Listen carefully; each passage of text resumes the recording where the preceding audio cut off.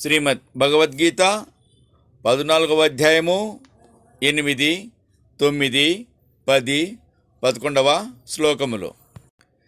తమస్త్వజ్ఞానజం విద్ధి మోహనం సర్వదేహినాం ప్రమాదాలస్య నిద్రాభిః తన్నిబధ్నాతి భారత. అజ్ఞానము వలన పుట్టిన తమోగుణము మైకమును కలిగించి ఏమరపాటు, సోమరితనము, నిద్రలతో జీవులను బద్ధుల చేయుచున్నది. సత్వం సుఖే సంజయతి రజః కర్మణి భారత జ్ఞానమావృత్య తు తమః ప్రమాదే సంజయత్యుత. సత్వగుణము జీవుని సుఖాసక్తితో ముడిపెట్టును. రజోగుణము కర్మలయందు బద్ధుని చేయును.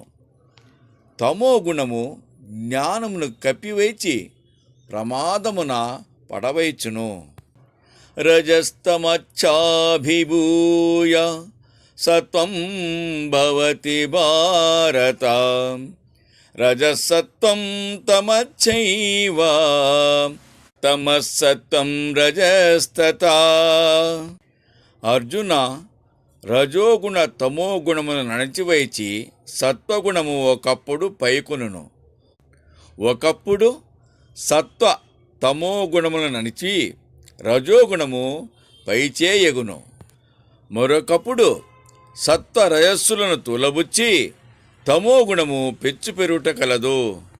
సర్వద్వారేషు దేహేష్మిన్ ప్రకాశ ఉపజాయతే జ్ఞానం యదా తదా విద్యాత్ వివృద్ధం సత్వమీత్యుత. దేహమందలి అవయవ ద్వారములన్నింటి యందును జ్ఞానప్రకాశము తొట్టి తొనకలాడుచున్నచో అట్టియడ సత్వగుణ మతిశయించి ఉన్నదని తెలుసుకునుము.